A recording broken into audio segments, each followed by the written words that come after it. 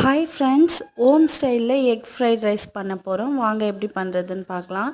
First எண்ணெய் ஊற்றிட்டு எண்ணெய் ஹீட் ஆனதும் வெங்காயம், பச்சை மிளகா, கருவேப்பிலை சேர்த்துக்கலாம்.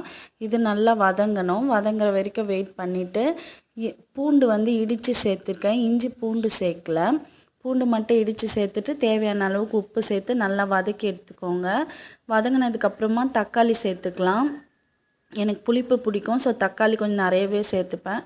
கொஞ்சமாக மஞ்சத்தூள் சேர்த்துட்டு இப்போ நல்லா வதக்கி விட்டுட்டு முட்டை 3 முட்டை உடச்சி ஊற்றுறேன். ஒரு 2 மினிட்ஸ் வெயிட் பண்ணிட்டு அதுக்கப்புறமா முட்டையை கலக்கி விட்டுக்கணும். அதுக்கப்புறம் ரைஸ் போட்டு கலக்கிக்கலாம். தேவையான அளவுக்கு ஃபஸ்ட்டே பச்சை மிளகா நம்ம சேர்த்துடணும்.